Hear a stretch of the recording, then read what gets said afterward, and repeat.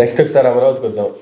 నిన్న అమరావతికి సంబంధించి సిఆర్డిఏ శాశ్వత భవనాన్ని ప్రారంభోత్సవం చేశారు. ఆ ప్రారంభోత్సవం సందర్భంగా సీఎం గారు చేసినటువంటి కామెంట్లు, ఒక బిల్డింగ్ చూపించి నెక్స్ట్ మరలా ఇంకొక 50,000 ఎకరాలకి అక్కడ పునాది పడిందా అంటే ఏం చెప్తారు సార్? ఇటు బిల్డింగ్ కట్టేసి మిగిలిన 50,000 ఎకరాలు ఎత్తేద్దాం. ఇప్పుడు ఉన్నదానికి ఏడు చేస్తారో చెప్పమన్నారు సార్. మళ్ళీ 10 ఏళ్ళలో లోకేష్ గారు అక్కడ వైజాగ్ని తిరగబెట్టేస్తాను అంటాడు. ఆయన హైదరాబాద్కి అయితే 30 ఏళ్ళు పట్టింది, కానీ వైజాగ్ అయితే నేను 10 ఏళ్ళలో కట్టేస్తాను అంటాడు. మరి అమరావతి ఎందుకు కట్టలేదు సార్ అంటే excuseme.com. నిన్నటి వరకు అవే మాటలు జగన్మోహన్ రెడ్డి గారు చెప్తే ఆయన ఆడిపోసుకున్నారు సార్. ఇవాళ మళ్ళీ వాళ్ళు అవే మాటలు చెప్తున్నారు. చంద్రబాబు నాయుడు గారు ఆర్థిక రాజధాని వైజాగ్ చెప్తున్నారు. మళ్ళీ నెక్స్ట్ మంత్ లో సిఐ సమ్మిట్ ఉంది, ప్రధానమంత్రి కూడా మళ్ళీ ప్రధానమంత్రిని ఇన్వైట్ చేస్తున్నారు. ఏం చేయాలి ఆయన వచ్చి? డెవలప్మెంట్ అదే సంక్షేమం. మీరు సంక్షేమం ఆయన ఇవ్వాలనుకుంటే సమ్మిట్కి రావడం సార్. ప్రధానమంత్రి ఆయనే కదా, కూర్చొని 4 ప్రాజెక్టులు ఇవ్వచ్చు కదా. ఏ సమ్మిట్లోనే ఒప్పందం చేసుకుంటున్నా అది వేరు, కథ వేరు, ఆ కథే వేరు. ఏమనుకుంటున్నావు? మీకు కుళ్ళు అయ్యా, మీకు కుళ్ళు దేనికి సార్? అడవాడు చేస్తే మీకు నచ్చదు. కామ్గా తన పని తను చేసుకుంటే జగన్మోహన్ రెడ్డి లాగా ఆడిపోసుకోవాలి మీరు. ఇలాగ చేయాలి పబ్లిసిటీ. నవంబర్లో సిఏ సమ్మిట్ అని ఇక్కడ నువ్వు ఎంత పబ్లిసిటీ ఇస్తున్నావు, ఎంత వైబ్రేషన్స్ ఉన్నాయి. అలా పాత సిఏ సమ్మిట్లో వచ్చిన పెట్టుబడులు లేవు సార్ అని అడిగేవాడు. నిన్ను వస్తూనే ఉంటాయి అవి. అమరావతి అభివృద్ధి చెందుతూనే ఉంటుంది. అలాగా ఇండియా కూడా అభివృద్ధి చెందుతూ ఉన్న దేశమే. అలాగే ఈ 3 స్లోగన్స్ వాళ్ళకి వర్తిస్తాయి. అది జగన్మోహన్ రెడ్డి చెప్పాడు అనుకోండి, ఏడు చెప్పినా బండ పోతే అలా చెప్తా పెట్టినవా. సరే, గత 2 గవర్నమెంట్లో జరిగినటువంటి సిఐ సమ్మిట్లు చూసాము. ఫస్ట్ వచ్చినటువంటి టీడీపీ గవర్నమెంట్ వాళ్ళు కూడా 5 సంవత్సరాల టర్మ్లో దాదాపుగా 3 సమ్మిట్లు పెట్టారు. 3 సమ్మిట్లు పెట్టారు. 19,50,000 ఒప్పందాలు. పారిశ్రామికవేత్తలు కూడా ఎవరెవరు ఏందని చూసాము. నెక్స్ట్ జగన్మోహన్ రెడ్డి గారు సమ్మిట్లు పెట్టారు. ఆయన అలాంటి పారిశ్రామిక ఒకటే సమ్మిట్ పెట్టాడు, 13,50,000 పెట్టారు. టోటల్ 33 లక్షల ఒప్పందాలు జరిగి ఆంధ్రప్రదేశ్లో ఉన్నాయి. టోటల్ గ్రౌండ్ అయింది ఎంత తెలుసా? 2 టర్ముల్లో దగ్గర 4 లక్షల కోట్లు ఒప్పందాలు గ్రౌండ్ అయ్యే. మిగిలిన 33,50,000 10% కూడా దగ్గర అయింది. మిగిలిన 90% 4 లక్షలు కూడా మళ్ళీ 3,70,000 వరకు జగన్మోహన్ రెడ్డి టైంలో అయినవి. టీడీపీలో 30,000 అయినాయి. 38,600 కోట్లు మాత్రమే అయింది. మిగిలినంతా జగన్మోహన్ రెడ్డి టైంలో దగ్గర 3,67,000 కోట్లు అయింది. సో ఈ స్టాటిస్టిక్స్ మన దగ్గర క్లియర్గా ఉన్నాయి. ఎన్నిసార్లు చెప్పమంటే అన్నిసార్లు నేను చెప్పగలను. అప్పటిదాకా నారాయణ కోచింగ్ సెంటర్లో జాయిన్ అవ్వక్కర్లేదు. ఇక్కడ ఇండస్ట్రీలో ఈసారి ప్రత్యేకంగా ప్రధానమంత్రి గారు వచ్చి ఏం చెప్తారు, ఏం చేస్తారు, లేదంటే ఇంకంతకంటే ఇంటర్నేషనల్ వ్యాపారవేత్తలు తీసుకొచ్చి నువ్వు ఎప్పుడైనా సినిమా యాక్టర్లు ఇంటర్వ్యూ చూసావా సార్? భోజనం డైరెక్టర్ సార్ అన్న తప్ప ఇంకేమైనా విన్నావు ఎప్పుడైనా? అది తిండి మీద తప్ప ఇంకేమైనా ఇంటర్వ్యూలో చెప్తారా సార్? ఇంకేమైనా చెప్తారా? సేమ్ అలాగే ఉంటుంది. నువ్వేమన్నా అడుగు, అబ్బా ఫుడ్ పెట్టి చంపేస్తారు, తిండి తిండి తిండి తిండి తప్ప ఇంకే ఏజెండా ఉండదు వాళ్ళకి. చూసుకో, ప్రభాస్ గారు క్యారేజ్ తెచ్చారు, ప్రభాస్ గారు క్యారేజ్ ఎప్పుడు వస్తుందని ఎదురు చూసే బ్యాచ్ వీటితోనే ఉంటుంది తప్ప ఇంకేమైనా ఉంటుంది? అందరినీ పిలుస్తున్నా అలా ఏబిసిడి ఇంగ్లీష్ హిందీ హీరోయిన్లు చేస్తారు మన నెత్తికి. అదైతే తిండి, దాని కూడా తిండే. ఇంత తిండి పెట్టారు, వాటే హాస్పిటాలిటీ ఇదే ఉంటుంది తప్ప ఏదైనా కంటెంట్ ఉంటుంది ఇంటర్వ్యూలో? ఫస్ట్ సినిమా కథ ఉండదు, రెండోది మాట అర్థం అవ్వకుండా దిక్కుమాల మ్యూజిక్ కూడా దబా దబా చదబా తెస్తారు, మూడోది వీళ్ళకి తెలుగు రాదు, ఏబిసిడి తప్ప డబ్బింగ్ ఇంకేమంటే మా సునీత తక్కువ ఎవరో చెప్పుకొని చావాలి ఆ డబ్బింగ్. సగం హీరోయిన్లకి పిచ్చి చూసుకోవాలంటే. ఓకే, అదే దానికి ఏంటి సంబంధం? ఇంత నేను చెప్పాను కదా, ఇందులో ఏమైనా కంటెంట్ ఉందా? లేదు. నేను అంటుంది ఏంటంటే ఈ రోజు దాకా జరిగిన సిఐ సమ్మిట్లో 33 లక్షల కోట్ల ఒప్పందాలు ఆంధ్రప్రదేశ్ రాష్ట్రానికి జరిగాయి. గత ప్రభుత్వంలో 13,50,000, అంతకన్నా ప్రభుత్వంలో 19,50,000, దగ్గర 4 లక్షల కోట్లు గ్రౌండ్ అయ్యాయి. ఉపాధి ఎంత వచ్చింది? MSME యూనిట్ల దగ్గర 19,50,000 యూనిట్లు MSMEలోనే. దాని ప్రకారం 19,50,000 దగ్గర 46 లక్షల మందికి ఉపాధి కల్పించబడింది. 3,75,000 మంది పరోక్షంగా ప్రత్యక్షంగా ప్రైవేట్ సెక్టర్లో పనిచేస్తున్నారు. ఇవన్నీ స్టాటిస్టిక్స్ ఉన్నాయి. కొత్తవి ఎక్కడి నుంచి తెస్తారంటే ఇప్పుడు ఒప్పందాలు ఉన్న వాళ్ళతో నెగోసియేషన్ జరగాలి. ఇప్పుడు నీకు ఒక ల్యాండ్ మన ఇద్దరిదే ఉంది, నేను నీకు అమ్మాను, అడ్వాన్స్ ఇచ్చాను, 6 నెలలు మన ఇద్దరు అంటే నువ్వు నాతో ఏడ్ చేయాలి. సార్ 6 నెలల కన్నా ముందు ఏమైనా ఉంటే నేను 10% తగ్గిస్తాను సార్, లేకపోతే 6 నెలల ముందే నాకు ఇచ్చారు కదా రేయానోడికి, గూగుల్ ఆన్సర్ వాడికి 85,000 కోట్లు పెట్టుబడికి దగ్గర 25,000 కోట్లు సబ్సిడీ ఇచ్చారు. అలాంటి మిఠాయి వ్యాపారం ఓపెన్ చేయొచ్చు కదా. వాళ్ళతో కాకుండా కొత్త వెళ్తాను, కొత్త కాలు వచ్చానా అని పాట పాడుకుని ఓపెన్ చేస్తే ఏమవుతుంది చెప్పండి సార్. ఇప్పుడు నేను అంటుంది ఏంటంటే కొత్త పెట్టుబడులు నేను ఆహ్వానిస్తాను, నాకు ఇష్టమే.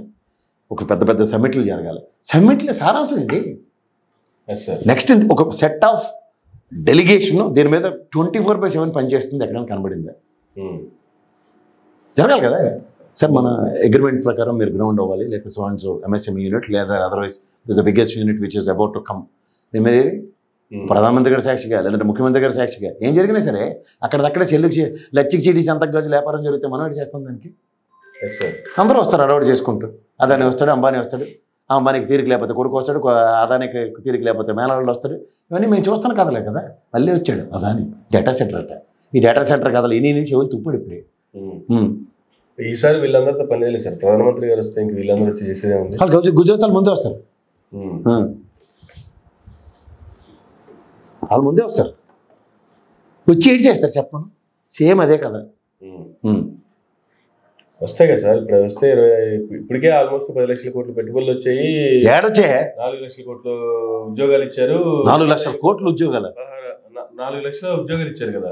ఏడిచ్చారు ఎవరికి చూపించి నాకు. 10 లక్షల కోట్లు పెట్టుబడులు వచ్చాయి కదా. అది ఏది వచ్చాయి చెప్పండి. నాకు తెలియదు సార్. చంద్రబాబు నాయుడు గారు చెప్పారు 10 లక్షల కోట్లు పెట్టుబడులు ఆల్రెడీ వచ్చేసాయంట, 4 లక్షల ఉద్యోగాలు ఆల్రెడీ ఇచ్చేసారంట.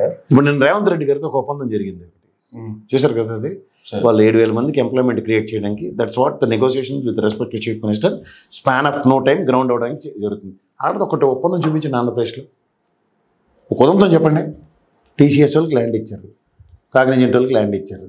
ల్యాండ్ ఇచ్చారు అంతే.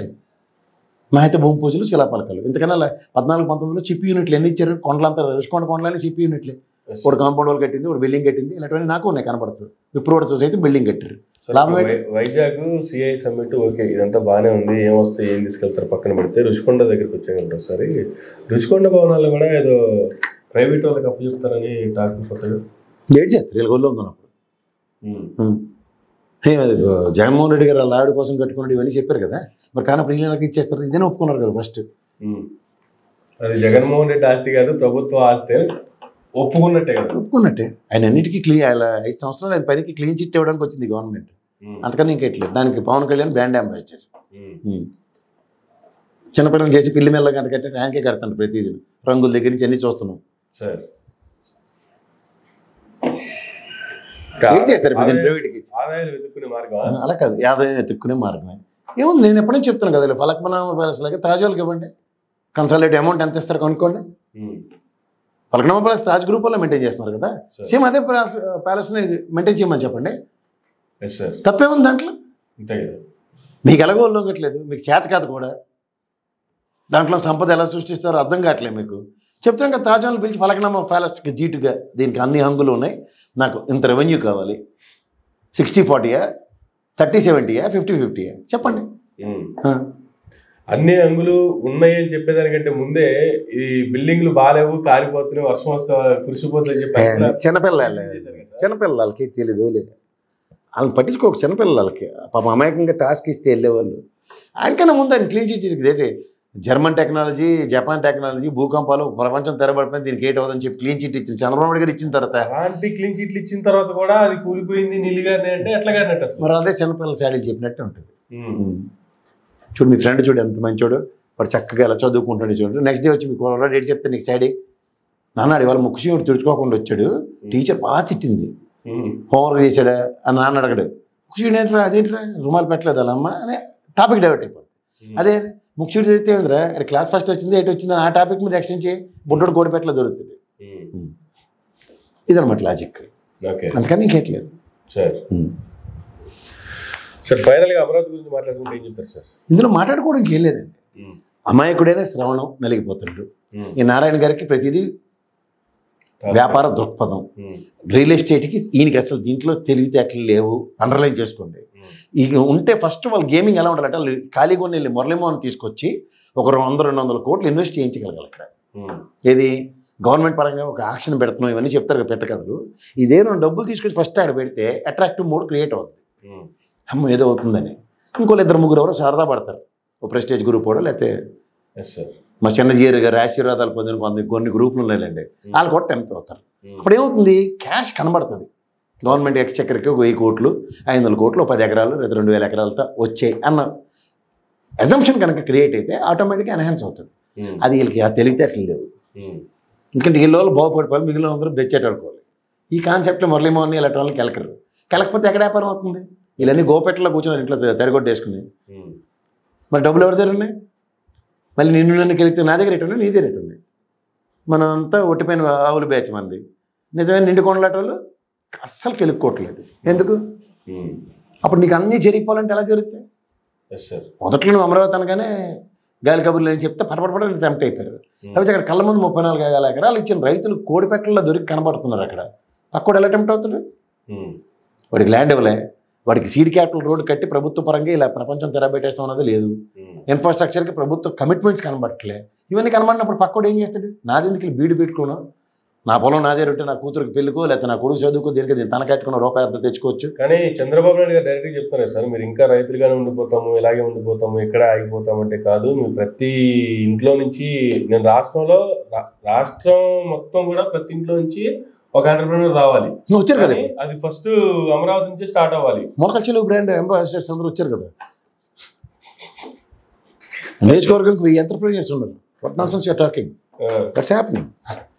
రోజు ₹1 కోటి ఎత్తేస్తున్నారు సార్.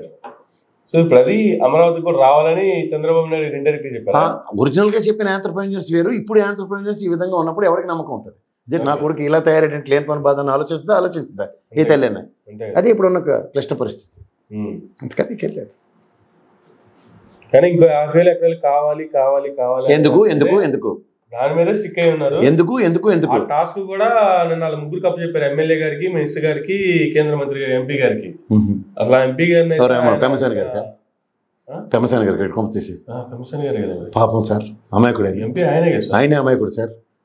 ఆయన తప్ప మిగిలిన నేను మొన్నటి నుంచి చెప్తున్నాను. చిన్న వయసులోనే ఆయన గొప్ప గొప్ప చదువులు చదువుకొని అమెరికా వెళ్ళి కష్టపడి డబ్బులు సంపాదించి వచ్చి రాష్ట్రంలో ఆయన సేవ చేయాలని చెప్పి రాగానే జాక్పాట్ కూడా కొట్టారట ఆయన.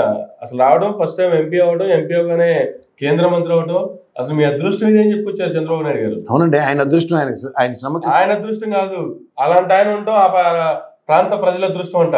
ఆయన ఒక్కడే కరెక్ట్గా ఉన్నాడు. మిగిలిన వాళ్ళు ఆ పల్నాడు ఎమ్మెల్యే చాలా నాకు డౌట్ఫుల్గా ఉంది. పేరు చెప్పేది 2 రోజుల్లోనూ మొత్తం సెంట్రిక్గా జరుగుతుంది అదే.